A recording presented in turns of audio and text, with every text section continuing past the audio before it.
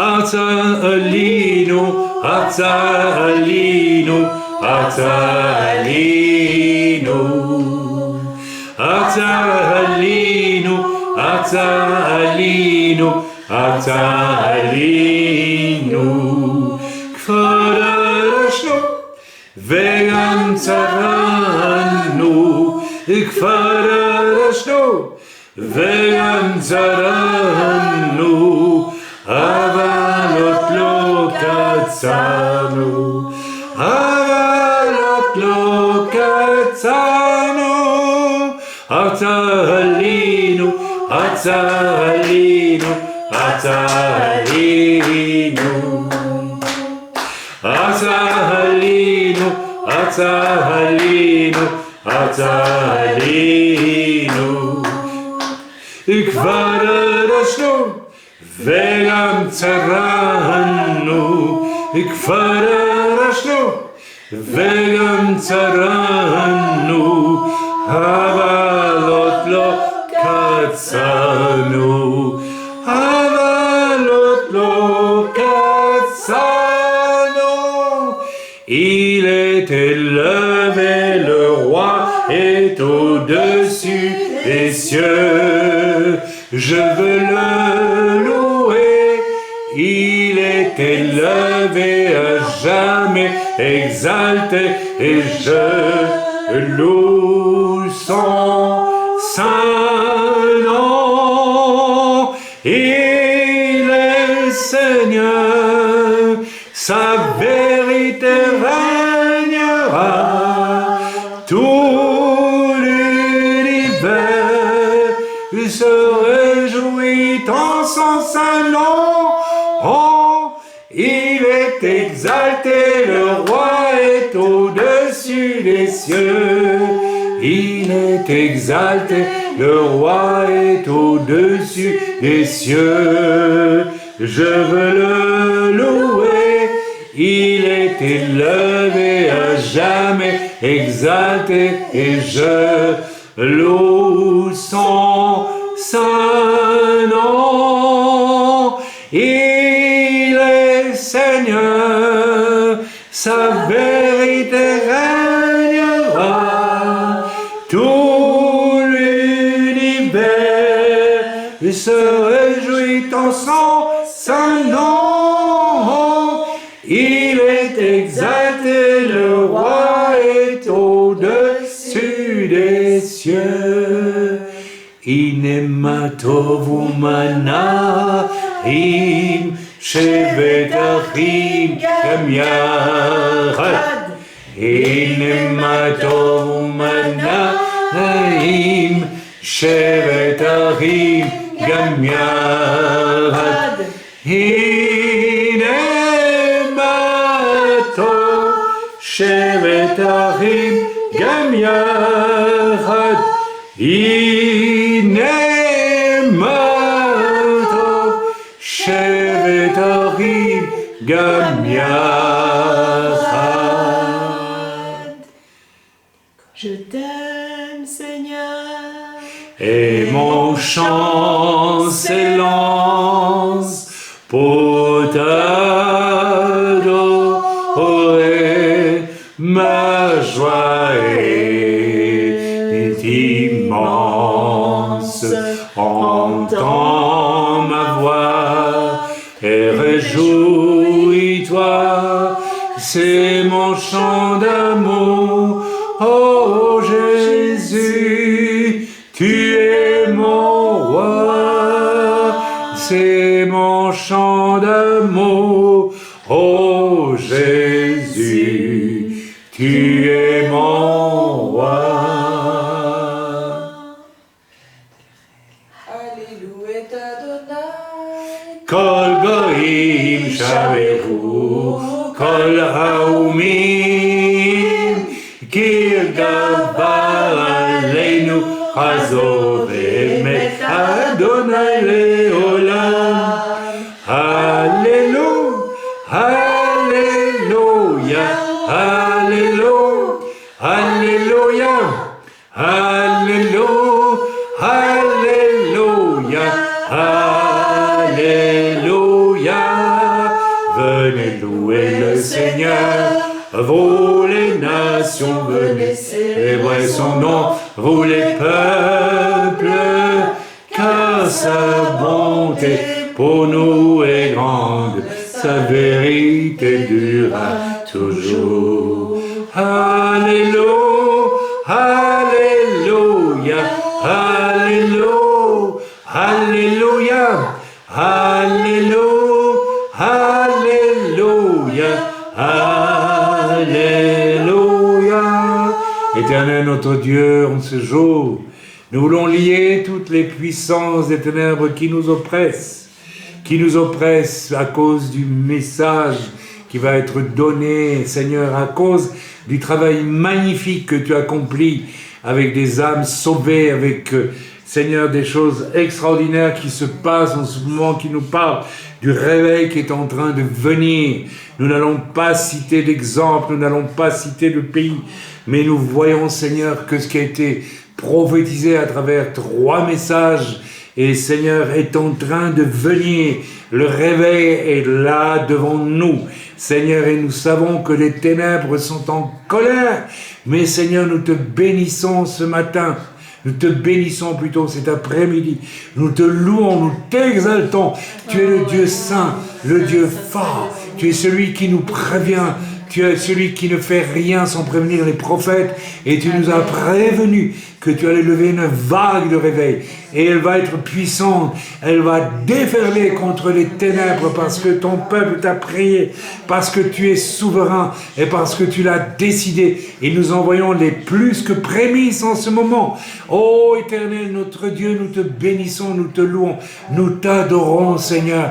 Merci de nous faire la grâce à nous misérables, pauvres personnes, Seigneur, de participer à cette œuvre magnifique, cette œuvre magistrale d'un réveil, du réveil de ta puissance, de ton amour, de ta force, de la puissance de ton esprit qui convainc le péché, qui précipite les gens à genoux dans cet Occident qui est assis et confortable dans son christianisme oh Seigneur, confortable, Seigneur, son christianisme de salon, son christianisme salonnard qui n'a plus rien à voir. Oh merci Seigneur, nous ne voulons pas regarder ce qui est négatif, nous voulons regarder ce que tu veux faire et tu vas le faire, oh mon Dieu.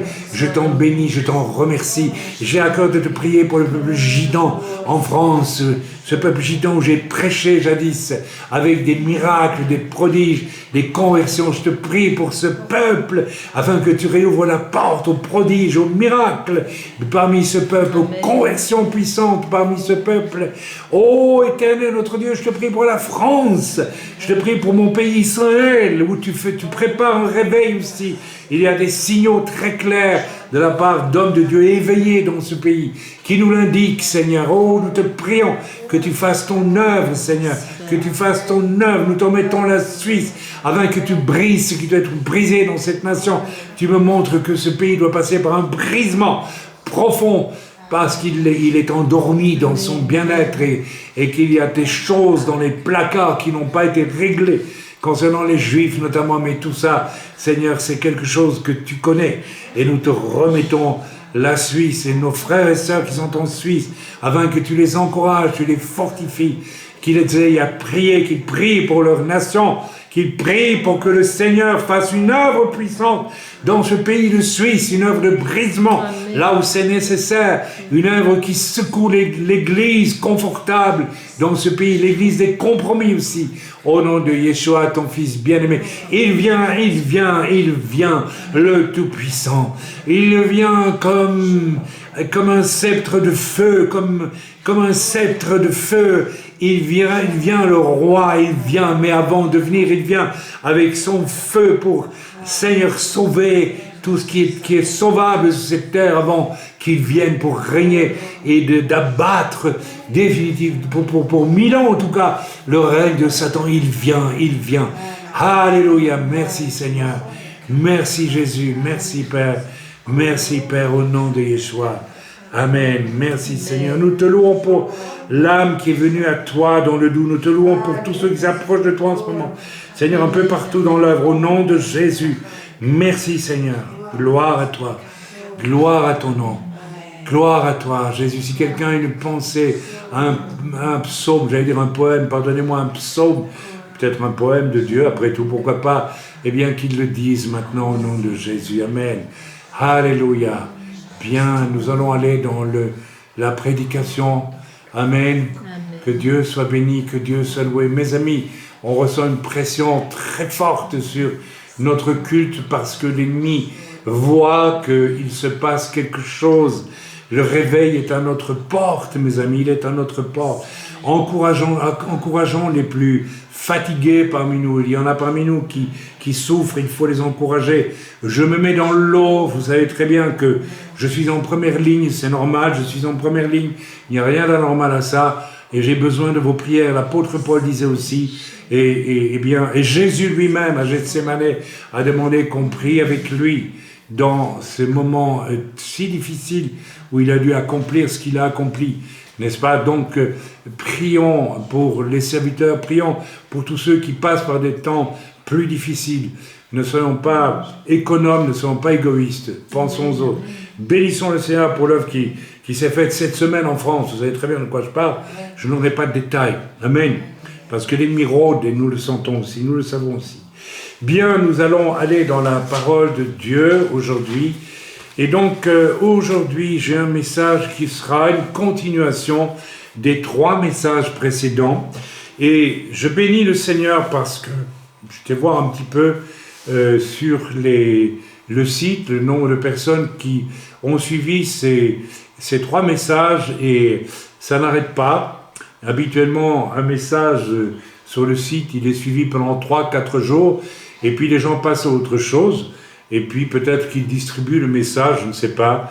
Donc je ne vous parle pas de YouTube, je vous parle de ce qui se passe sur notre site. Eh bien, depuis le début du message, du premier message de Hanouka, eh bien, les messages sont regardés tous les jours. Le premier de Hanouka et les suivants, tous les jours, depuis presque 10 jours maintenant, c'est ça à peu près, non? Ben, il y a eu 3 semaines, depuis 3 semaines.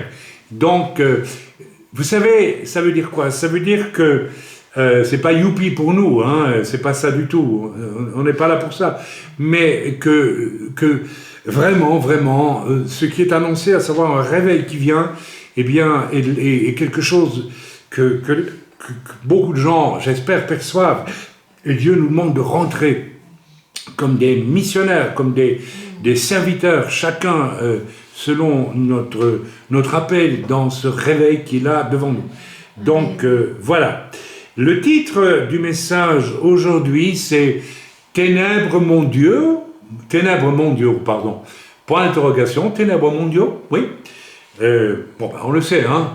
Dès lors, voici mon heure de vérité. Voici l'heure de vérité de chacun. Donc le message de ce matin, c'est « Ok, les ténèbres mondiaux vont augmenter. » Ce matin, je lisais Apocalypse 9. Vous ne vous rendez pas compte que ce que nous vivons maintenant, c'est juste une mise en bouche, si j'ose dire.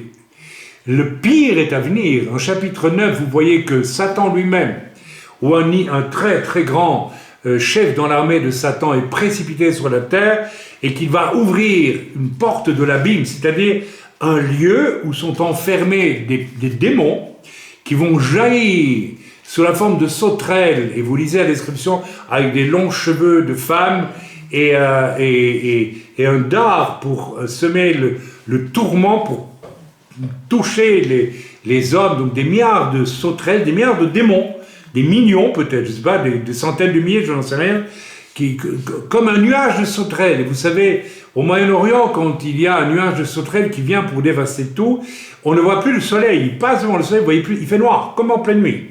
Tellement il y en a, son groupe. Donc, vous imaginez que Satan lui-même, probablement, va être précipité des cieux sur la terre. Chapitre 9 d'Apocalypse, lisez, vous verrez. Je ne dis pas de bêtises, oui, c'est ça. Hein.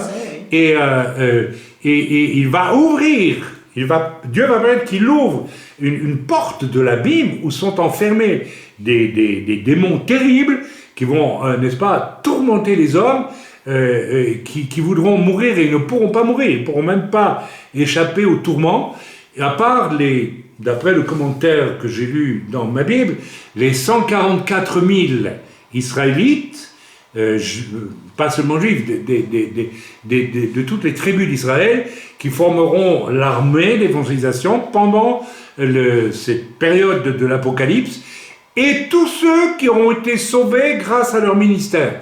Donc eux seront les seuls qui ne seront pas atteints par cette horreur de ces démons qui vont venir tourmenter tous les hommes sur la terre. Donc vous allez voir que c'est pire que le Covid. Je ne sais pas quel sera ce tourment, mais en tout cas les hommes seront tellement tourmentés qu'ils voudront mourir d'effroi, mourir de terreur, rendez-vous compte. Donc ce qui vient bientôt est bien pire. Et qu'est-ce que Dieu nous dit? Moi, je veux faire une œuvre puissante pour amener un réveil, et je pense que ce réveil va probablement enchaîner avec le réveil en Israël. Il y a un homme de Dieu que je connais, qui est un prophète pour moi, que j'estime un prophète, et qui dit que Dieu lui a montré que le réveil mondial allait commencer par Jérusalem.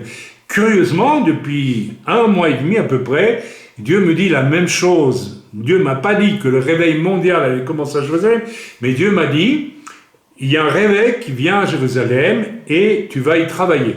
Donc moi, je suis devenu impatient déjà, je ne dirai pas quand je vais rentrer en Israël, mais c'est prochainement, et je vais pouvoir travailler à ce réveil. Que Dieu soit béni. Priez que rien ne m'empêche d'y aller, Père, dans le nom de Jésus. Merci. Donc voilà. Bien.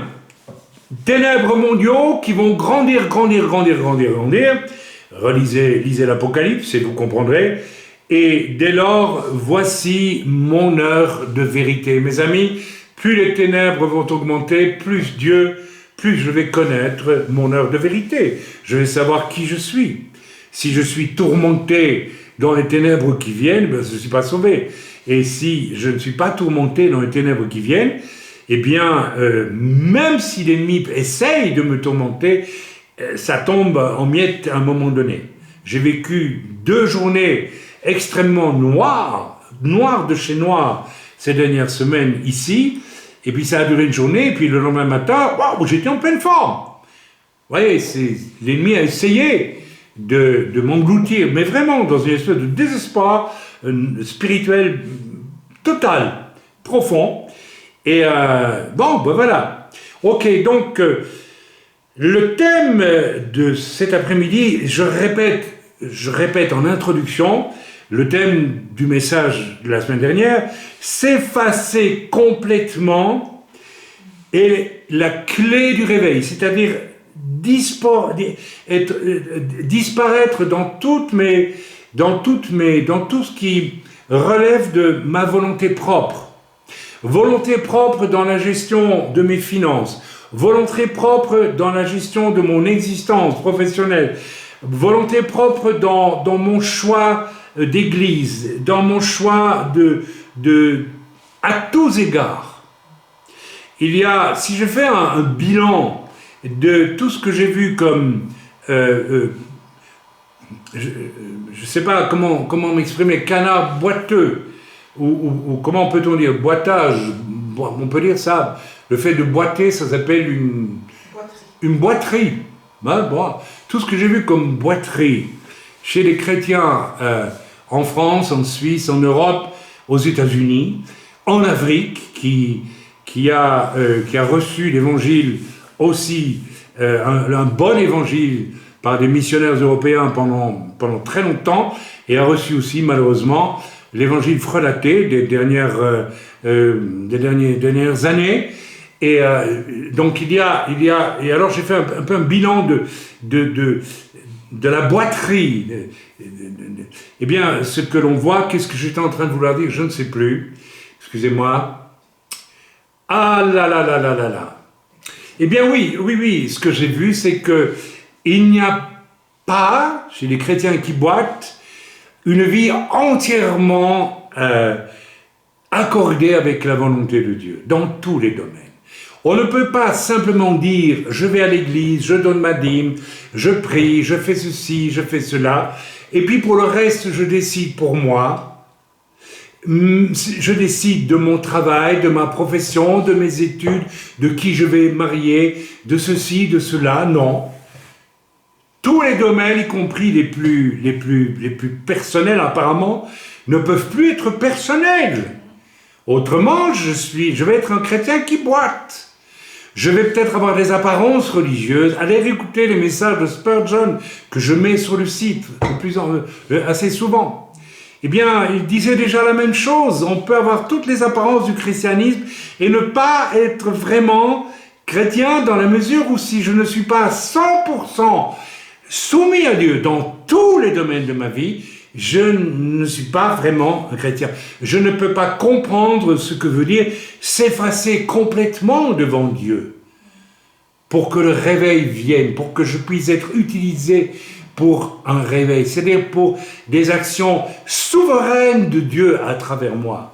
Comment Dieu peut-il amener des actions souveraines de son esprit à travers moi s'il y a 10% de ma vie qui ne lui appartient pas?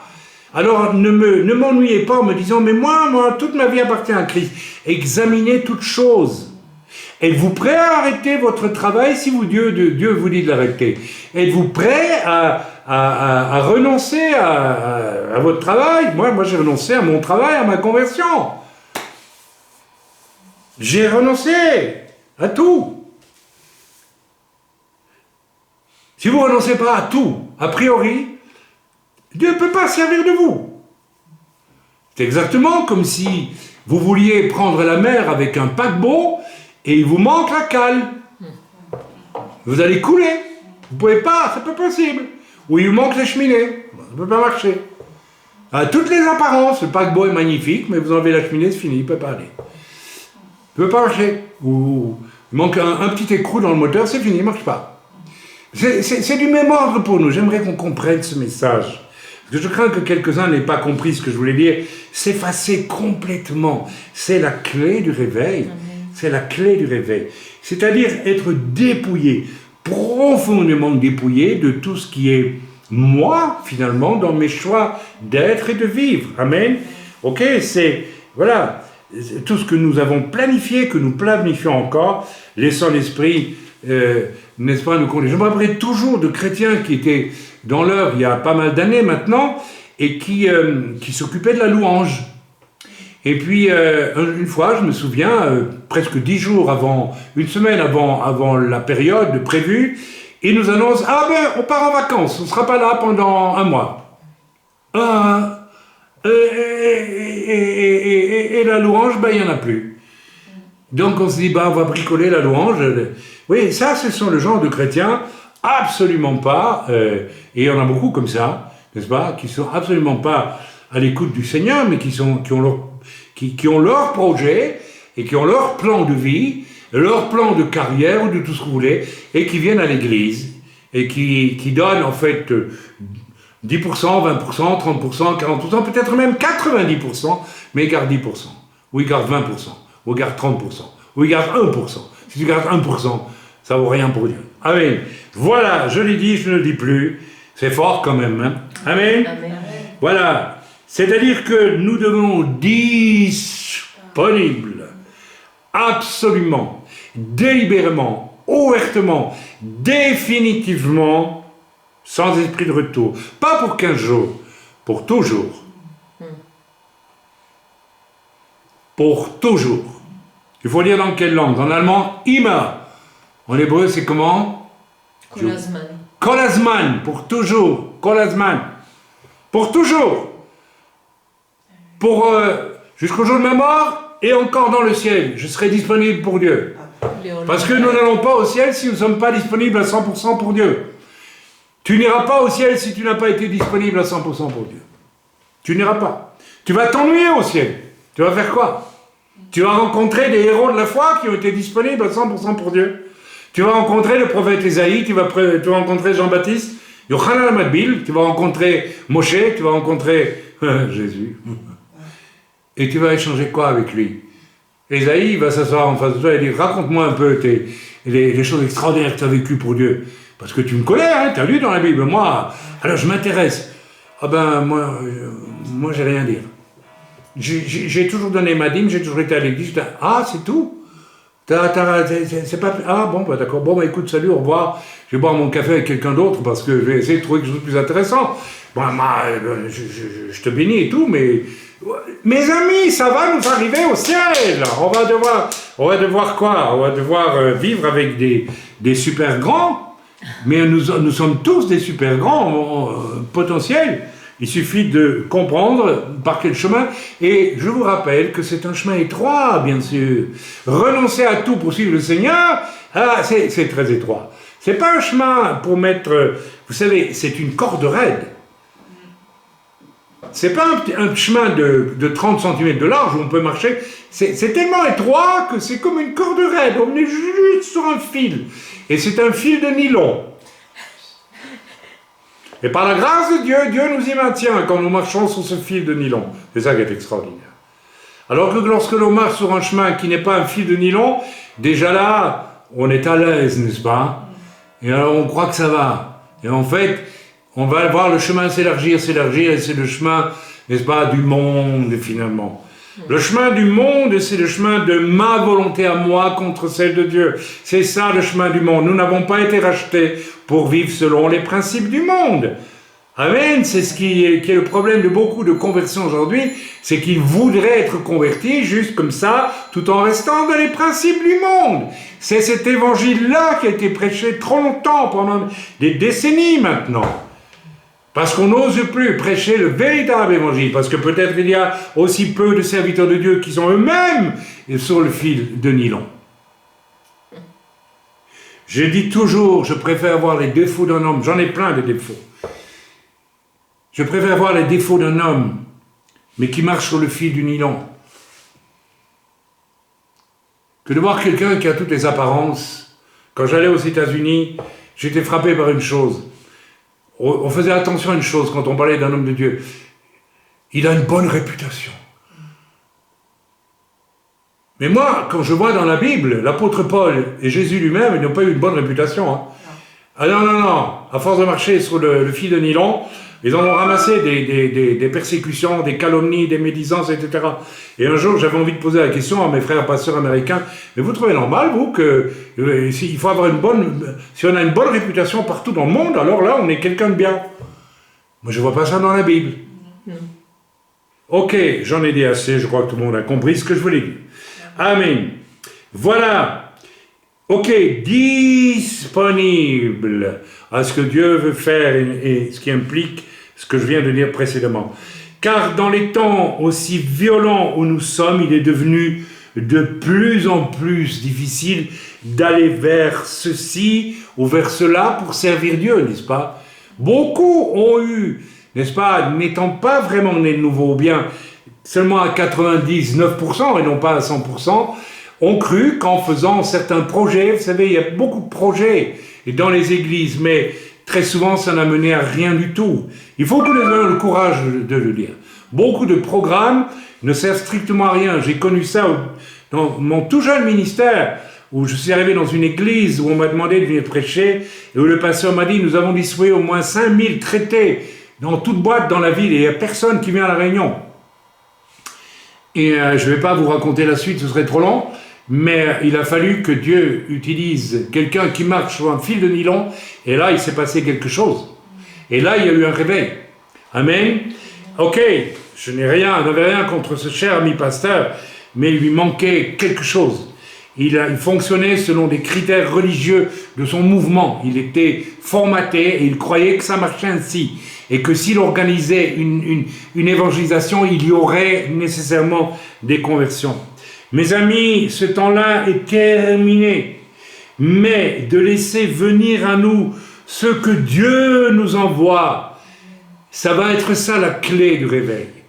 Nous n'allons plus essayer d'appliquer des programmes de toutes sortes, on ne peut plus. Le Covid nous en empêche de plus en plus. Quelle est l'église qui se réunit encore à 200, 300, 1000, 2000 aujourd'hui? Et il n'y a plus personne, n'est-ce pas? On peut plus... Et mes amis, je suis content de ça. Dieu m'a parlé, m'a dit, mais c'est formidable, c'est moi qui ai permis ça. J'en ai marre de vos programmes. Je voudrais voir mon programme se réaliser. Et là, on plonge dans autre chose. Et c'est exactement ce que Dieu veut faire. Dieu va nous limiter de plus en plus avec nos programmes, nos fichus programmes, j'ai envie de dire, excusez-moi, tant pis si je vous parais excessif dans mes mots, qu'importe. Vous savez, il y a les prophètes de l'Ancienne Alliance, ou bien Jésus lui-même, ou Jean-Baptiste, sépulcre blanchi, bande d'hypocrites, vous savez, c'est pas mal non plus. Hein. Alors, race de vipères, alors attendez, là c'est encore pire, n'est-ce pas? Bien, mes amis, nous sommes devant une clé pour le réveil, où nos programmes ne doivent plus se vivre même, mais où c'est Dieu qui va amener vers ceux qui sont sur le fil de nylon, qui marchent sur le fil de nylon, Dieu va amener vers eux des âmes, et Dieu va faire une œuvre de puissance, dont nous ne connaissons pas les arrière-plans. Tout ça, c'est dans les fontes du ciel, dans les sacs, dans les réserves du ciel. Et nous n'en connaissons rien, et c'est bien que nous n'en connaissions rien. Parce que quand c'est Dieu qui agit, c'est toujours surprise. Grande surprise. Dans mon ministère, j'ai l'occasion de vivre des choses tout à fait hors programme. Généralement, c'est toujours hors programme. Et chaque fois, il y avait surprise et grande surprise. Ok? Mes amis, je vous donne un exemple.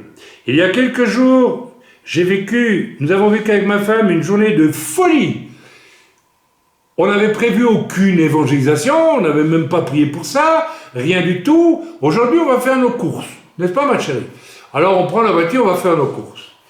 Eh bien mes amis, comme nous sommes des gens qui essayons de marcher sur le fil de nylon, vous m'avez compris, nous avons vu sans rien faire 7 personnes se ruer littéralement vers nous, d'une manière bizarre, étrange, dans nos conversations, mais je ne vais pas rentrer dans le détail, mais on se dit, mais qu'est-ce qui se passe? Des gens de la région, où nous sommes ici, des gens qui veulent venir ici, 7 personnes se sont rouées sur nous, et nous avons vu à la clé, bien ce qui est probablement le jour même, le même jour, une employée administrative qui passe dans la maison, qui passe ici, n'est-ce pas, bien, se convertir, à peu près sûr qu'elle a accepté Jésus. Et maintenant, elle est dans un processus de nouvelle naissance. Elle n'est pas encore sauvée, mais elle est en train de devenir au ciel. Tout ça, 7 personnes, comme ça. Là, nous avons vu Dieu mener à nous des gens que nous allons les revoir, que nous prions maintenant pour savoir ce que nous devons faire. Nous attendons qui viennent, ou Dieu nous demande d'aller les voir, puisque certains nous ont demandé d'aller les visiter. Donc, voilà. Donc, on est en plein on ne programme rien du tout, mais Dieu nous amène des gens. Voilà. Le jour après, comme par hasard, c'était mercredi de cette semaine, n'est-ce pas? Ou la semaine précédente, pardonnez-moi. Je suis un peu fatigué par le moment. Je sais pas, j'ai vécu la journée noire une des plus horribles de ma vie. N'est-ce pas? J'étais dans un désespoir total. Et voilà. Donc c'est dans le même temps que le Seigneur a commencé à me parler du fait d'écrire un livre, un petit livre, n'est-ce pas, de témoignages. J'espère que j'aurai le temps de l'écrire parce que je sens que tout va s'emballer et que nous allons être sur le terrain tous, de plus en plus. Et c'est bien que ce soit ainsi. Et il faut que ce soit ainsi. On ne peut plus vivre l'église où on coucoune les gens éternellement. On veut bien prier pour les gens qui sont en difficulté, etc. Tout ça, c'est biblique, mais on va arrêter de traîner derrière nous des gens qui, en fait, ne veulent pas marcher sur le fil de nylon. Il faut que tous marchent sur le fil de nylon. Donc, le thème que j'ai compris, que Dieu me demandait d'écrire à travers cette situation, une journée folle, où Dieu amène vers nous 7 personnes d'une manière tout à fait inattendue. Le lendemain, avec déjà une personne qui a probablement accepté Jésus, nous attendons la confirmation, on l'a revue, et puis elle a demandé une Bible, elle a reçu une Bible, donc voilà, bien. Et puis le lendemain, une journée horrible. Et le Seigneur m'a dit, voilà, tu vas remémore-toi tout ce que tu as vécu dans ton service pour moi. Chaque fois que tu as vécu quelque chose où c'est moi qui ai amené quelque chose de puissant dans ton ministère. Et ça a commencé en Belgique. Eh bien, ou plutôt non, ça a commencé ici en France, quand j'ai pour la première fois, Dieu m'a utilisé comme évangéliste. La première fois, Je dis pas ça pour vous dire, waouh, non, je vous dis ça parce que c'est à la portée de n'importe qui, n'importe quel chrétien qui marche sur le fil, n'est-ce pas, Dieu va l'utiliser puissamment, croyez-moi. Croyez-moi, arrêtez de vous mettre à la traîne de ceux qui vivent des choses formidables devant vous. Marchez sur le fil, le chemin très très étroit. Soyez à 100% dédiés à Dieu et vous verrez que Dieu vous fait vivre des choses absolument extraordinaires. Il n'y a pas besoin d'avoir fait une école biblique magistrale ou que sais-je d'autre pour ça. Non, ça n'a rien à voir. Amen. C'est tellement important. Mais j'ai constaté aussi que chaque fois que j'ai vécu une chose d'une qualité de réveil, eh bien ça a été suivi de ténèbres terribles. Et à commencer, n'est-ce pas, ce que vous savez, n'est-ce pas, cette femme déchue de la foi en Belgique qui est allée jusqu'à témoigner des mensonges abominables devant une commission anti-secte, parce que cette commission anti-secte était dans les mains de gens que je nommerai pas, mais qui n'appartiennent pas nécessairement au monde de la foi, et qui m'avait repéré dans le monde spirituel, oui, ça existe, comme un individu dangereux, étant donné le travail que nous avions fait en Belgique. Et dès lors, il fallait me détruire. Le meilleur moyen de détruire, c'est le mensonge, et c'est la manière dont le diable a travaillé à plusieurs reprises. Chaque fois que j'ai vécu quelque chose qui venait de la puissance de Dieu, c'était suivi de mensonges et de calomnies affreuse. On ne pouvait pas m'abattre par autre chose. Donc, le diable a choisi. Donc, mes amis, nous devons savoir et nous devons accepter aussi, je vous le dis ce matin, si vous voulez servir le Seigneur dans les temps difficiles d'Apocalypse où nous entrons, il faut vous préparer à vivre des choses extraordinaires auxquelles vous attendez pas du tout, mais que Dieu va susciter à travers vous, mais il faut vous attendre aussi à de la persécution. Mais sachez une chose, c'est que la persécution que j'ai vécue la semaine dernière, je savais une chose, c'est que, n'est-ce pas, ma peau était en jeu. Ma femme l'a reçu, et quand ma femme reçoit quelque chose comme ça, je sais que c'est absolument juste, je l'ai reçu aussi. Il y a des puissances des ténèbres, et le Seigneur les a révélées, n'est-ce pas? C'est certains cercles philosophiques, dirons-nous, n'est-ce pas, que j'ai sur le dos depuis très longtemps dans les combats que je mène. Eh bien, c'est ma mort physique qu'ils ont voulu. J'ai senti que ce fameux mercredi, lendemain de la journée des 7 personnes qui sont précipitées vers nous, eh bien, qui ont soif de réponse, étant donné le chaos dans lequel nous vivons, eh bien, le diable voulait ma mort. Et je l'ai senti profondément. Je suis rentré, j'ai dit à ma femme, écoute, aujourd'hui je meurs. Je vais auprès du Seigneur, je te préviens. Je commençais même à lui dire, tu l'as fait ceci, fais cela, parce que c'est fini, je meurs. Et le lendemain, qu'est-ce qui s'est passé? Le lendemain, j'étais obligé... Alors, je suis rentré, mais épuisé de chagrin, de tristesse, de fatigue physique. Vous n'imaginez pas ce que ça représente d'être attaqué comme ça, d'une façon aussi forte. Et j'ai été me coucher le soir, et j'ai dit à ma femme, je vais mourir. Donc, j'essaie de me reposer parce que je suis dans un état d'épuisement total. Vous savez, le vrai, profond épuisement où on dit, zut, je n'ai plus qu'une envie, c'est de dormir. Il faut que je dorme, il faut que je dorme, il faut que je dorme, je n'en peux plus. Je suis au bout du rouleau, j'ai usé toutes mes forces. Et le lendemain, ma femme m'annonce, il faut que tu sois debout parce qu'il y a un technicien qui vient pour le chauffage. Oh là, je me réveille. Et en pleine forme. Mais comme si de rien n'était, et en plus joyeux. Ah ben je dis, Seigneur, alors là, vraiment, c'est extraordinaire. Fini, joyeux, heureux, hop là, fini. 15 ans, hop là, on y va. Content, tout. Je dis, mais qu'est-ce qui m'arrive? C'est pas possible. Je me suis endormi un peu. J'allais mourir, moi, je me réveille le matin, hyper vivant. Très bien.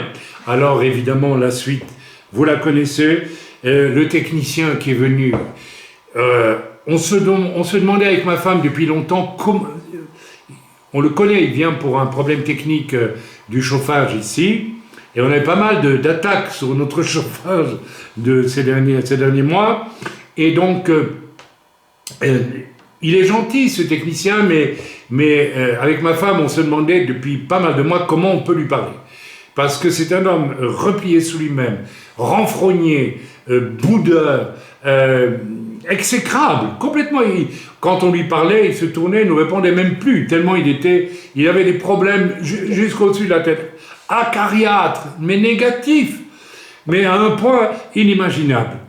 Et puis il arrive, souriant. Et il commence à nous parler, je ne sais plus de quoi, mais on parle de Dieu. Au lieu d'aller voir notre chaudière, pendant 1 heure, on a parlé de Dieu avec lui. Et puis, il nous posait des questions. Et puis, moi, je vais chez des guérisseurs, qu'est-ce que vous en pensez? Je dis, écoutez, je l'ai enseigné, vous allez chez un guérisseur, ça vient du diable. Il m'écoute, parce qu'il vous guérit d'une chose, mais le diable vous en met une autre sur le dos après, derrière votre dos. Et il me regarde et me dit, oui, mais c'est vrai ce que vous dites là. Je n'avais jamais réalisé. Mais je dis, mais si je prie pour toi au nom de Jésus, tu es guéri. Et puis c'est gratuit, c'est donné une fois pour toutes. Ah bon, d'accord, ah voilà. Et on a parlé du Seigneur pendant 1 heure avec ce bonhomme. Dieu nous l'a envoyé. Et alors je ne vous dis pas tout ce qu'on a. Et à peine, il va vérifier en bas ce qu'il doit vérifier. Il nous explique ce qu'il... Mais alors, ouvert comme jamais deux. Et puis, comme si notre présence le rassurait, lui faisait du bien. Donc, mais il va revenir. Il va revenir. Il nous a beaucoup observé, parce qu'il est déjà venu plusieurs fois. Ça fait 2 ans qu'il vient, il y a des années qu'on le connaît. Et jusqu'à présent, c'était l'être le plus renfrogné de la terre. À peine parti, voilà que son patron arrive. Et son patron, alors là, son patron, c'est Monsieur Perfection. C'est Monsieur Je suis parfait. Il a une entreprise qu'il a menée d'une façon incroyable, n'est-ce pas, pour que tout y soit parfait. Et effectivement, tout ce qu'il fait est toujours, mais parfait. Vous n'imaginez pas. Son personnel et quand ses ouvriers ont fini de travailler, il balaye tout, il passe la serpillière partout, il nettoie tout, et quand on les remercie, ils disent non, c'est notre devoir, nous devons le faire. Je ne sais pas si vous avez connu beaucoup d'ouvriers qui font ça chez vous, mais là, c'est plus des ouvriers, c'est des... Je ne sais pas, ils sont briefés pour la perfection. Et cet homme est un partisan de ce qui est zen. Il a fait du judo. Il est très, comment on veut dire, attaché au self-control asiatique. Vous voyez, très comme ça. Et il a mené son entreprise, mais dans un perfectionnisme absolu pendant des années et des années. Et voilà qu'il arrive, il rentre. Et puis il nous regarde presque l'air désespéré. Il me dit, c'est la catastrophe.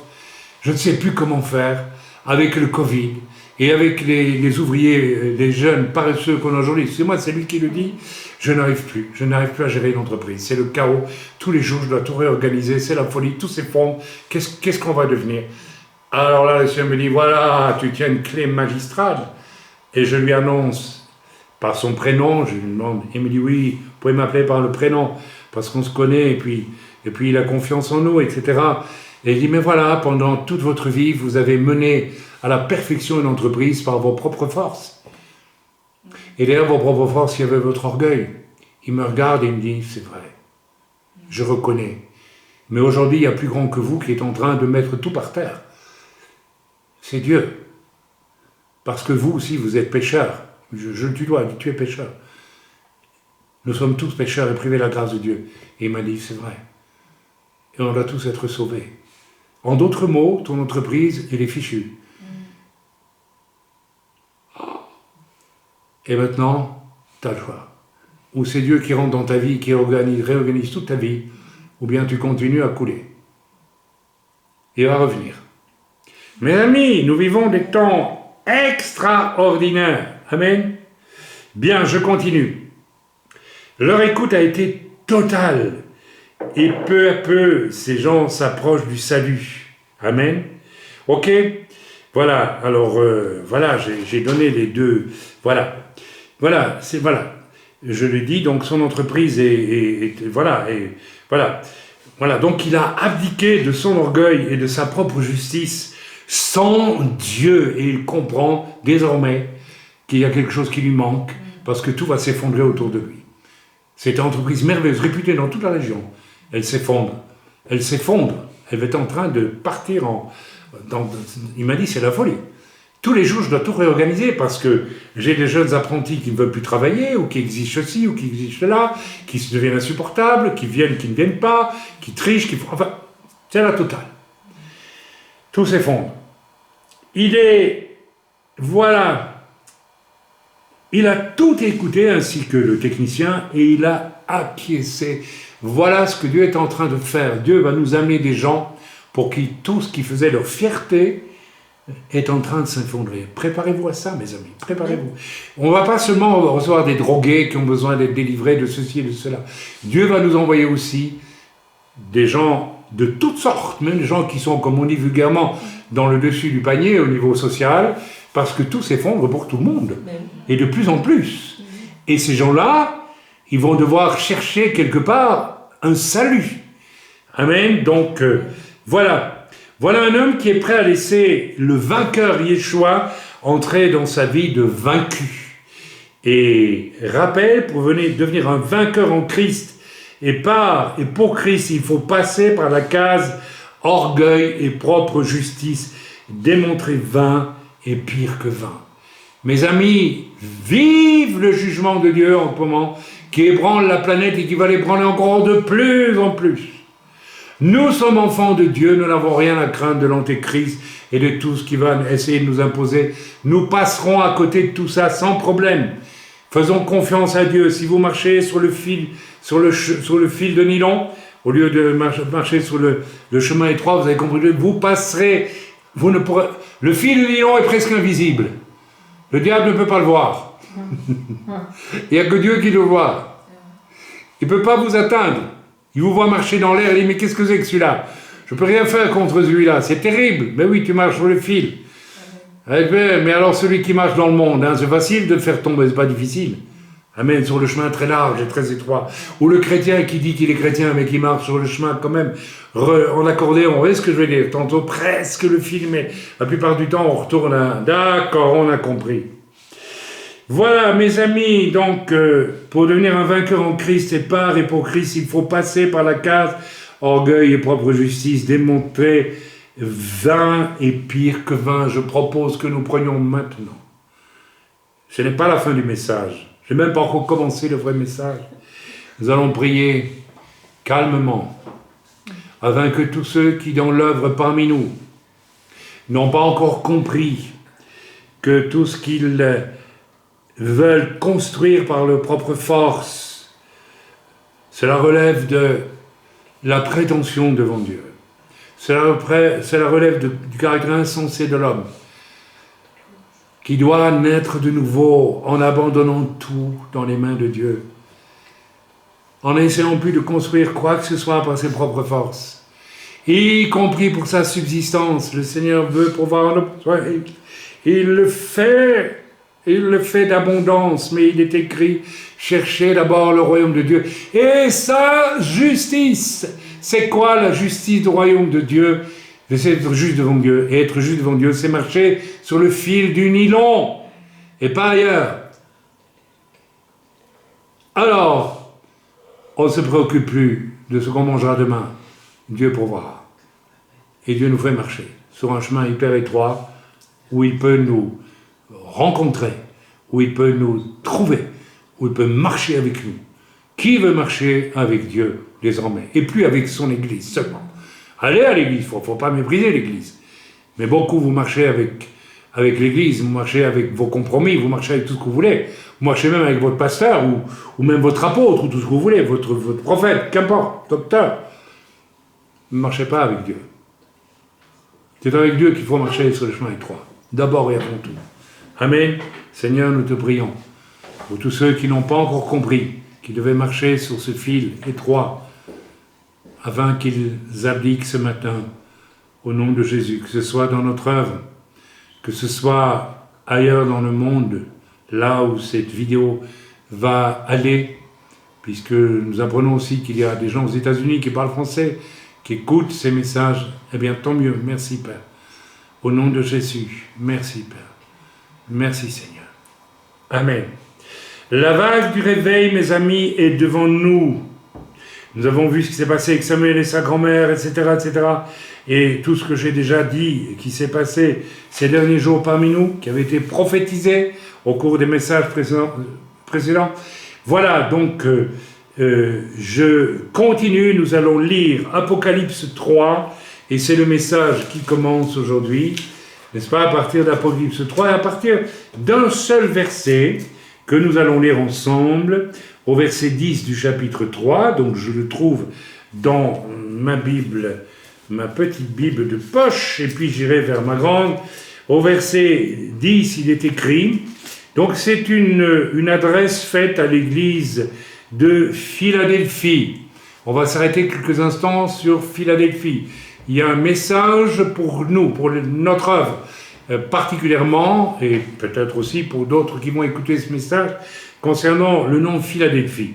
Alors lisons ensemble au verset 10, « Parce que tu as gardé la parole de la persévérance en moi, je te garderai aussi à l'heure de la tentation qui va venir sur le monde entier pour éprouver les habitants de la terre. » Et il continue en disant « Je reviens bientôt », etc. On lira la suite après. Mais nous nous arrêtons au verset 10 « Parce que tu as gardé la parole de la persévérance ». Quand j'ai lu l'expression « parole de la persévérance », j'ai été troublé. Je dis, qu'est-ce que ça veut dire, la parole de la persévérance? Pourquoi est-ce que Dieu ne dit pas simplement, dans l'Écriture, parce que tu as gardé la persévérance? Pourquoi la parole de la persévérance? Il y a quelque chose que je ne comprenais pas, il y a quelque chose de formidable, c'est pas seulement la persévérance, la parole de persévérance. Alors, voilà.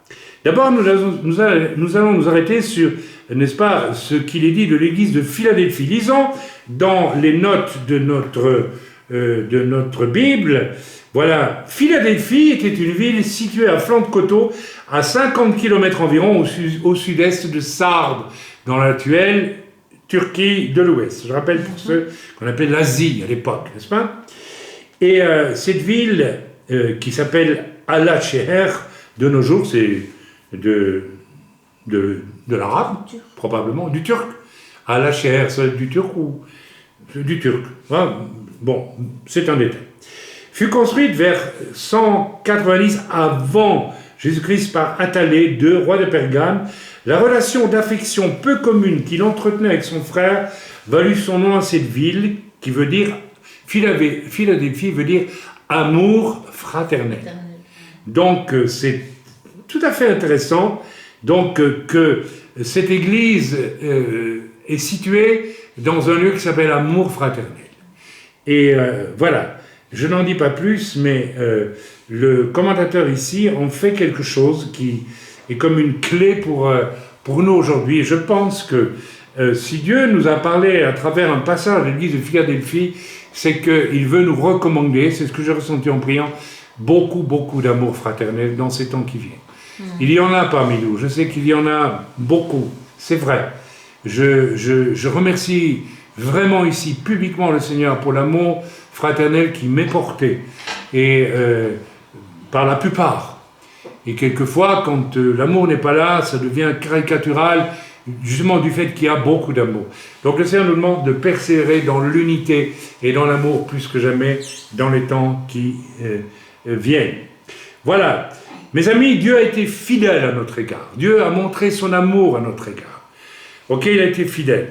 Rappelez-vous, en novembre 2019, le Seigneur m'a donné ici, avec 4 chrétiens qui étaient avec moi, n'est-ce pas, j'ai vécu un malaise très profond un soir, j'ai senti quelque chose de très ténébreux qui était là, et nous avons prié, nous avons senti que c'était universel, c'était pas seulement, c'est la première chose que Dieu m'a montré, c'était pas sur le lieu ici, c'était quelque chose d'universel qui était au-dessus de nous, et qui planait sur la terre entière, et nous avons prié, et j'ai eu cette vision terrible, mais vraiment terrible.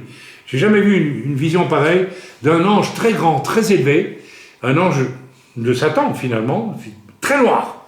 Noir, non, j'ai pas vu sa face, je voyais juste sa silhouette noire, mais d'un noir très noir. Et le Seigneur m'a montré, il vient un esprit de mort sur la terre, il vient une peste. Et j'ai vu une peste qui se répandait, et à l'époque, je l'ai signalé, ça n'a guère suscité d'attention, malheureusement. Et puis j'ai entendu aussi, lorsque le Covid est arrivé, certains dire « Oh, les prophètes ne nous ont pas prévenus ». Eh bien, c'est faux, parce que Dieu a parlé, mais on n'a pas voulu nécessairement entendre. Bref, mais Dieu a été fidèle avec nous. Parce que quand l'histoire du vaccin est arrivée, j'ai prié, je m'en souviens, et je vous ai donné mon avis, et puis je vous ai dit, moi le Seigneur m'a dit de ne pas toucher à ça, et vous avez prié, vous avez reçu la même chose, tous dans l'œuvre, et nous avons vu que Dieu nous demandait de nous confier en lui. Et jusqu'à présent, tant que nous restons fidèles au Seigneur, nous pouvons dire que nous n'avons pas vu un cas de Covid. Peut-être que nous avons été un peu infectés, je ne sais pas, c'est possible, mais personne n'a été hospitalisé pour un Covid parmi nous. Rien. Donc officiellement, nous n'avons pas été atteints. Dieu, en plus, nous a mis à part de bien des problèmes à venir, n'est-ce pas, avec ce vaccin. Ils en sont maintenant au 4e vaccin. J'ai entendu maintenant que Pfizer ou Moderna, je ne sais pas, ou Pfizer, que je connais parce que j'ai un jour, enfin bon, je ne vais pas rentrer dans les détails, mais j'ai connu des gens de chez... Non, c'est pas ça. C'est pas les mêmes. C'est pas les mêmes, pardon, c'est d'autres, me dit ma femme. Enfin bref, et j'étais dans un milieu très glauque, croyez-moi, spirituellement, mais qu'importe, je ne vais pas rentrer dans les détails de tout ça. Et ils ont annoncé que Omicron et l'autre, c'est quoi? Delta. Et Delta, les deux derniers là, ils vont se marier et ils vont faire encore un truc pire. Alors voilà, il ne se passe pas 15 jours qu'on nous invente un nouveau truc. Tout le monde commence à dire, mais nous là, c'est quoi ce truc? Donc eux, ils ont des lunettes très, très, très puissantes et ils savent que Omicron et Delta, on n'a pas fait d'analyse rien du tout, mais ils savent déjà. Là, c'est qu'on comprend que là, on est en train... Et les gens marchent, les gens continuent à croire. Il y a des gens, beaucoup de gens qui disent, mais on nous mène où? Et la plupart des gens sentent bien qu'on nous mène quelque part où il ne faut pas aller, mais voilà, qu'est-ce qu'on peut faire, n'est-ce pas? Nous avons, nous, cette certitude magnifique que nous pouvons dire non et savoir que si nous marchons sous le fil du nylon, eh bien, Dieu nous garde et nous n'avons pas besoin de tout ça. Au verset 10, nous l'avons lu, nous le relisons. Voilà, donc je relis, n'est-ce pas? On commence à toucher du doigt le fameux verset 10, « Parce que tu as gardé la parole de la persévérance en moi. » C'est-à-dire que tu as la parole de la persévérance en moi. Ici, il y a une parole, il y a une révélation de Dieu qui nous a été donnée. Dieu nous a parlé, et à partir de là, il nous a dit « Persévérez dans le chemin que je vous demande de suivre. » Dans cette affaire. Mes amis, c'est extrêmement important parce que nous allons devoir continuer à marcher dans l'Apocalypse où nous rentrons jusqu'au bout ainsi. Et tant pis si on nous traite de conspirationnistes, nous ne sommes pas des conspirationnistes, nous observons la réalité, nous lisons la parole de Dieu et nous avançons avec l'éclairage que nous donne le Saint-Esprit. Et si les gens n'ont pas le Saint-Esprit, ils nous traitent d'illuminés, c'est leur problème. Ils n'ont pas le Saint-Esprit, ils ne sont pas réconciliés avec Dieu, nous le sommes. Donc le mot d'ordre ici qui vient, c'est « rester fidèles ». Mes amis, c'est le temps de la fidélité à Dieu, si nous voulons que Dieu nous garde et que Dieu nous utilise. Voilà. Demain pour nous est fait de miracles en chapelet, là où il nous semble impossible de mener les âmes à Dieu. Les deux hommes dont j'ai parlé étaient de ceux-là, et il fut prié durant des années pour eux. Mes amis, il vient une moisson qui va... Dieu va déstabiliser les choses encore plus qu'elles ne sont déstabilisées aujourd'hui, de plus en plus, à travers toutes sortes de choses. Je ne fais pas le rappel de tout ce qui vient. Nous savons plus ou moins, effondrement mondial, suppression de la monnaie, la puce, et tout ça qui, paraît-il, serait déjà là, à travers le vaccin, d'après certains, voilà. Moi, je ne sais pas, je ne suis pas scientifique, mais j'entends des avis. Alors, c'est vrai ou faux, nous allons voir. Amen. Voilà. Et voilà, pour savoir comment Dieu va encore déstabiliser plus l'humanité dans laquelle nous entrons, vous lisez par exemple, comme j'ai lu ce matin, le chapitre 9 d'Apocalypse, et vous allez voir que ça ne va pas être tendre comme déstabilisation, ça va devenir de plus en plus fort. Amen. Moi, je bénis Dieu parce que, n'est-ce pas, c'est dans ce contexte-là que vient une moisson, mes amis. Les 144 000 plus, n'est-ce pas, les âmes qui vont être sauvées, il est question dans l'Apocalypse de grandes foules qui vont venir au salut pendant ces temps d'Apocalypse. Dieu va sauver, convaincre de stérilité, d'inutilité, presque de vivre, à travers les circonstances qui vont dévoiler l'orgueil et sauver introduire dans son royaume de façon surprenante des gens qu'il veut sauver. Le diable fera tout pour vous décourager, vous qui travaillez pour y aller travailler pour le Seigneur, pour détruire, vous condamner à mort. Il a été reçu le jour de mon désespoir, je l'ai déjà dit, que le cercle démoniaque, que je ne nommerai pas, invoquer l'ennemi pour me faire mourir. Lorsque j'ai écrit le livre, vous avez dit prophète, je dis pas ça pour faire un cocorico, parce que c'est pas cocorico du tout, mais à 3 reprises, et ma femme et moi avons failli pour mourir. Je dis bien mourir, mais nous ne sommes pas morts. Nous avons vécu quelque chose de très fort avec ce livre, et le diable a voulu se venger, mais regardez, je vis, et je suis bien vivant devant vous aujourd'hui. Amen. Il y a un décret de mort sur nos vies, mes amis. Je parle de Shiva et de moi, mais le diable ne peut pas nous faire mourir. C'est impossible. Amen.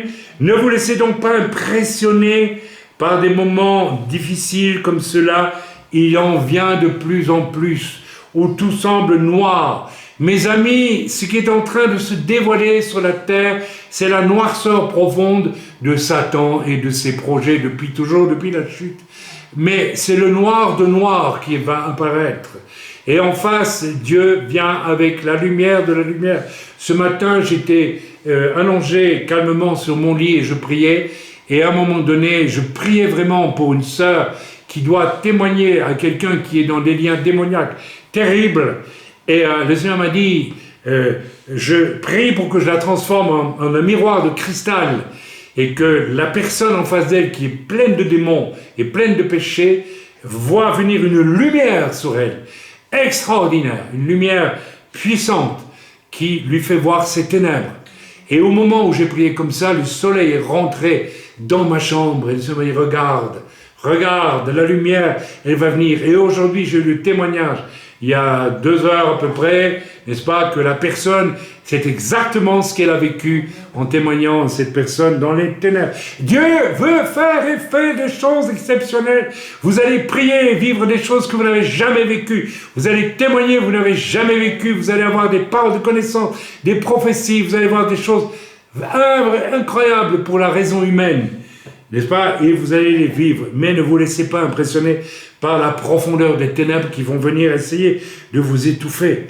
Donc, désormais, nouvelle réaction quand cela va mal, très mal, on se dit, bon, eh ben, on attend que ça passe, on prie, et puis voilà, on ne se centre pas sur soi dans la défaite pour échapper, mais nous pratiquons Apocalypse 3, verset 10, parce que tu as gardé la parole de la persévérance. Qu'est-ce que je vais faire, dit le Seigneur? En moi, je te garderai aussi à l'heure de la tentation. Mes amis, très souvent, vous avez vécu comme ça, beaucoup de chrétiens. Quand il y a un peu de ténèbres qui viennent sur leur vie, ils s'enferment, ils demandent le secours, ils demandent les prières pour retourner ronronner ensuite après. Non, mes amis, le Seigneur permet que les ténèbres deviennent très profondes sur la terre parce qu'il veut que nous puissions, n'est-ce pas, garder la parole de la persévérance en lui, en Yeshua. Amen. Amen. Et si nous le vivons, le Seigneur nous dit, je te garderai à l'heure de la tentation qui va venir sur le monde entier. Les ténèbres, la tentation des ténèbres vient sur le monde entier. Et le Seigneur nous dit, si tu persévères en moi dans ces temps difficiles, je te garderai. Je te garderai. Mais nous devons persévérer. Nous allons devoir persévérer. Amen. En grec, ce passage qui dit « parce que tu as gardé la parole de la persévérance », en grec, c'est la parole de ma constance. En grec, c'est pas la persévérance. C'est mieux que ça, la constance. Persévérer, ça veut dire c'est difficile. Non. La constance, c'est « je ne bouge pas ». Le sous-marin va couler, je reste à mon poste, il ne coulera pas. C'est tout. C'est terminé. Ah, mais il va couler à voie d'eau, et non, je ne bouge pas. Je suis pas dans la persévérance, dans la constance. Je préfère l'original grec. Voilà, rester dans la constance. Voilà, c'est-à-dire ce qui nous relie en fait, à quoi? À la victoire finale de Yeshua, crucifié et ressuscité. C'est ça notre force. Ma force Ta force, mon frère, ma soeur, c'est de rester lié, accordé, comment dire, soudé à la victoire que Christ a remportée à la croix. Si je ne suis pas dans la constance, je mets en doute la victoire de Christ sur la croix. Or, il a eu la victoire. Je dois rester dans la constance. Dieu veut. C'est quelque chose que le Seigneur veut parce qu'il veut montrer justement à toutes les puissances des ténèbres que l'Église victorieuse, c'est celle qui reste dans la constance parce qu'elle reste attachée, même dans les moments les plus durs, les plus difficiles. Nous avons regardé ensemble, j'ai mis sur le site l'histoire de Richard Wilmot, qui est le premier homme de Dieu qui m'a recommandé pour le ministère, après m'avoir copieusement étrié, je m'autant vous le dire. Là, c'était pas des hommes de Dieu lénifiants, ceux-là. C'était des hommes de Dieu, s'ils repéraient quelqu'un, allez, on faisait passer par un training, vous savez, très costaud. Je vous raconterai pas, mais c'était costaud. Hein. Il m'en a fait voir pendant une semaine, et au bout de la semaine, comme je suis resté calme et tout, il m'a dit, vous, ça vaut la peine, on peut faire un pasteur avec vous. C'est lui qui l'a dit. Hein. Bon, que Dieu soit béni, amen. Alors là, c'est juste pour que, n'est-ce pas, on secoue un peu nos jeunes qui parfois ne supportent pas une petite remarque, n'est-ce pas? Voilà. Bien, donc, cette victoire, cette constance dans la croche que nous devons avoir, ça c'est les Suisses qui parlent d'une croche, n'est-ce pas? Moi je dis d'une accroche qui continue avec celui qui a vaincu le diable à la croix de Golgotha, est une victoire de vainqueur qui va nous accompagner et nous faire sortir vainqueurs de toutes les fournaises, les choses préparées par l'ennemi pour nous désespérer. On va tout faire. Vous allez en avoir, vous devez être prêts, vous devez vous préparer. Mais rappel, Daniel, on a parlé d'un certain prophète Daniel, rappelez-vous, la semaine dernière. Daniel dans la fosse au lion. Ah, ben voilà, il était perdu, c'est fini. Et puis qu'est-ce qu'on voit? Il est resté dans garder la parole de la persévérance en Yeshua, en Christ. Vous comprenez ce que ça veut dire maintenant?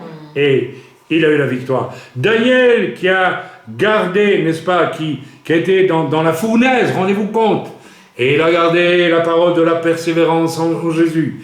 Et il a eu la victoire. Daniel qui a été invité à faire salam salam, adoration devant la statue en or. Et là, qu'est-ce qu'il a fait? Il a été constant dans la parole de la persévérance en Jésus, en Yeshua. Et il a eu plusieurs fois dans l'histoire de Daniel, il disait, les ténèbres l'ont presque étranglé, n'est-ce pas? Il a failli mourir je ne sais pas combien de fois, si vous lisez bien. Sa vie ne tenait qu'un fil. Toute la vie de Daniel et de ses amis ne tiennent qu'un fil tout le temps. Même, pas seulement quand ils sont dans la fournaise ou ceci ou cela, mais ils auraient pu à tout moment être mis à mort, parce qu'ils étaient dans un royaume de ténèbres, tout simplement. Amen. Oui, Nebuchadnezzar aurait bu un coup de trop, aurait dit, il voulait tuer tous les deux, y compris les trois Israélites qui étaient là. Donc ils ont frôlé la mort sans arrêt. Mais voilà, ils ont été victorieux. Nous sommes tous appelés à être des Daniel, à l'heure de la plus grande heure des ténèbres. Est-ce que vous êtes prêts, mes amis? Et j'arrive à la fin du message. Nous allons relire maintenant les belles promesses qui sont là. Apocalypse 3, versets 10 à 13. Nous lisons ensemble. Eh bien, lisons ensemble. Parce que tu as gardé la parole de la persévérance en moi, je te garderai aussi à l'heure de la tentation qui va venir sur le monde. Les deux sont liés, pardon, pas les dieux. Entiers pour éprouver les habitants de la terre. Apocalypse veut dire révélation, Dieu va éprouver tous les habitants de la terre. Pourquoi? Parce que il veut laisser revenir son Fils pour installer un royaume de paix, d'amour et de perfection pendant 1000 ans. Et pour y rentrer, il faut éprouver les gens. L'humanité va passer son examen de passage pour savoir si elle rentre dans le millénium ou pas. C'est un peu ça. Vous faites des études, c'est très bien, vous croyez que tout va bien, mais vous passez l'examen, ah zut, j'ai raté mon bac. Oh, je m'y attendais pas. Ah ben zut alors. Alors heureusement, vous pouvez le repasser. Et ici, il y a un problème, c'est qu'une fois qu'on rate en mourant, c'est fini, on ne repasse plus. Donc, je te garderai aussi à l'heure de la tentation qui va venir sur le monde entier pour éprouver les habitants de la terre. Je viens bientôt, retiens ce que tu as afin que personne ne prenne ta couronne. Waouh! Celui qui marche sur le fil et qui reste constant avec le Seigneur, quelles que soient les épreuves. Rappelez-vous Paul et Silas dans la prison. Qu'est-ce qu'ils font? Ils ont été chargés de coups, ils sont dans une prison de l'époque, c'est pas les prisons d'aujourd'hui. Hein. Il n'y avait pas la télévision, il n'y avait rien de tout ça. Hein, c'était un cul de bas de fosse, et allez, que je te pousse là-dedans. Et puis il y avait des rats et tout ce que vous pouvez imaginer, et puis froid, humide, je sais pas moi, horrible. Après avoir été massacrés de coups. Ah oui, oui. Et qu'est-ce qu'ils font? Ils marchent sur le fil en nylon. Et qu'est-ce qu'ils font? Hein, exactement, moi je passe une journée horrible, j'ai cru que j'allais mourir, et puis je me réveille le matin, je suis en pleine forme. Eh bien, ils sont en pleine forme. C'est complètement surnaturel. Et ils louent le Seigneur, et la prison s'effondre. Et le gardien de la prison veut se suicider. Et ils amènent le gardien et sa famille au Seigneur. Mais c'est ça un réveil. Il y a eu un réveil. Ok? Mais à partir de 2 hommes consacrés. C'est-à-dire qui appartiennent au monde du sacré. Vous comprenez ce que veut dire le mot consacré? Ça veut dire avec, con, et puis sacré, c'est sacré. Avec le sacré, consacré. Je reviens bientôt, retiens ce que tu as afin que personne ne prenne ta couronne. Celui qui vaincra, celui qui ira jusqu'au bout, que le Seigneur enlève l'Église demain ou à la fin n'est-ce pas, juste avant le retour du Seigneur, qu'importe. Celui qui vaincra, je ferai de lui une colonne dans le temple de mon Dieu. Mes amis, vous vous rendez compte, ok, vous n'allez pas être transformé en colonne de porphyre ou de je ne sais quoi, vous allez devenir une colonne spirituelle. Une colonne spirituelle. Oh là! On ne nous avait jamais dit ça. Dans les temps de la fin, nous allons vivre des expériences tellement fortes avec l'Esprit de Dieu que nous allons devenir des colonnes spirituelles.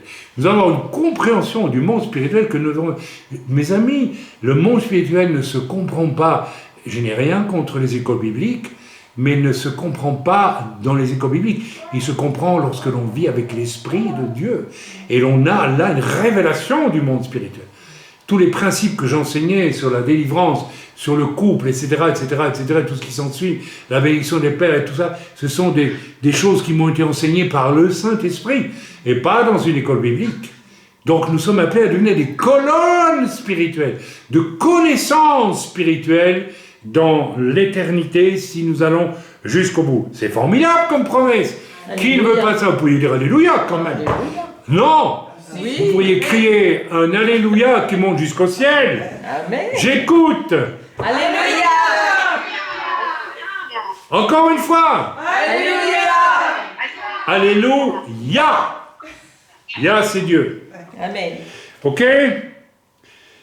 Celui qui vaincra, je ferai de lui une colonne dans le temple de mon Dieu et il n'en sortira plus. Il ne sortira plus de la maison de Dieu. C'est extraordinaire. J'écrirai sur lui le nom de mon Dieu et le nom de la ville de mon Dieu. Amen. C'est Jérusalem. Mais Jérusalem va recevoir un nom nouveau. Amen. Que nous ne connaissons pas actuellement. Qui descend du ciel d'auprès de mon Dieu et mon nom nouveau. Que celui qui a des oreilles entende ce que l'Esprit dit aux églises. C'est la conclusion de mon message. Que celui qui a des oreilles entende ce que l'Esprit de Dieu dit aux églises et ce que le Saint-Esprit dit aujourd'hui à l'église. Mes amis, nous sommes devant quelque chose d'extraordinaire. Il suffit d'être simplement à 100% pour le Seigneur, que vous soyez de haute extraction sociale, que vous soyez de simple...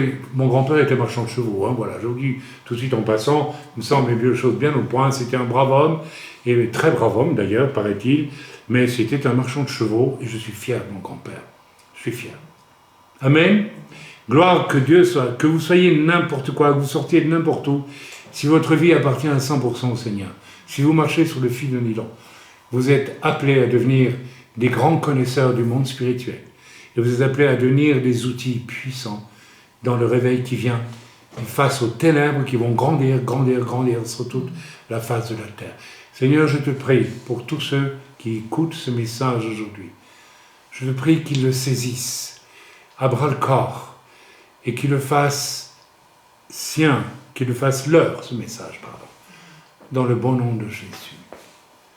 Là où vous vous trouvez, pendant que vous m'écoutez, posez votre main sur votre cœur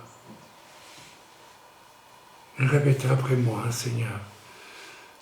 Seigneur, Montre-moi, et tu me l'as déjà montré. montre-moi, tu me l'as déjà montré. Pardonne-moi le pourcent, ou les 5%, ou les 10, ou les 20%, ou les 40%, où je règne encore et où tu n'as pas la gouvernance dans ma vie.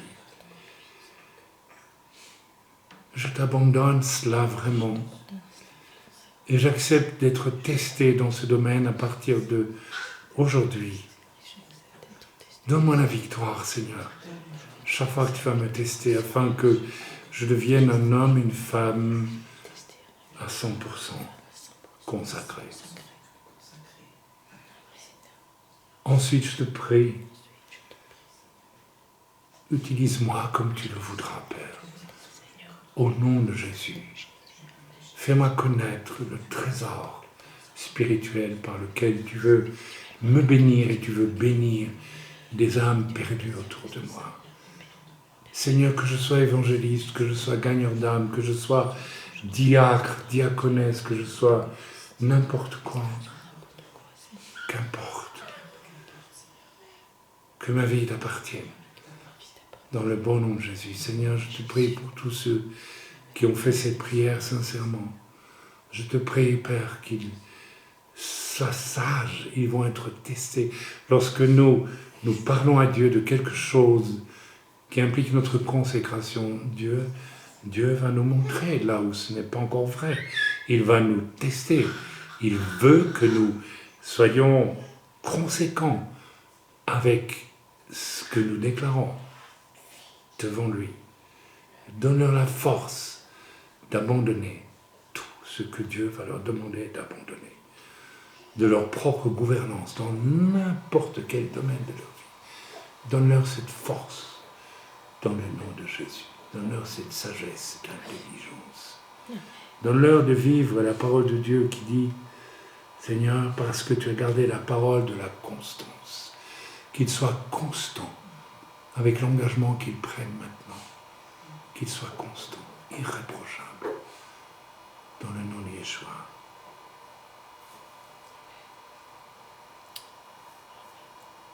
Le Seigneur me montre une femme, vous avez été la championne de l'inconstance. C'est une personne qui m'a contacté, qui va peut-être se reconnaître.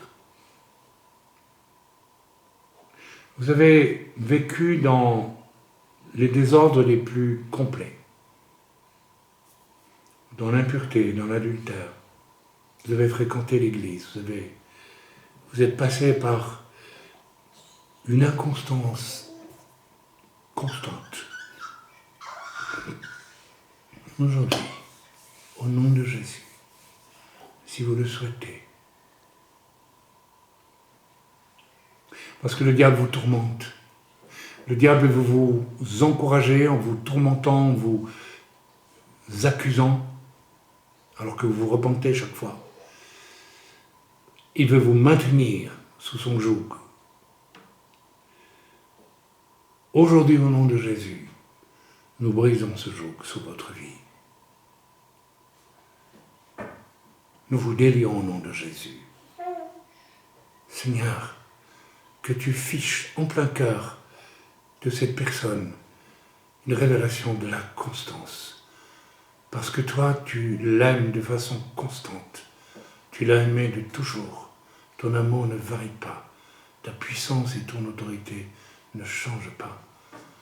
Seigneur, que cette victoire de Christ à la croix, de Yeshua à la croix, devienne sa victoire aujourd'hui, définitivement. Je chasse toute puissance démoniaque qui vous tourmente depuis trop longtemps maintenant au nom de Jésus. Je chasse ces démons menteurs au nom de Jésus qui créent la confusion et l'inconstance dans votre vie.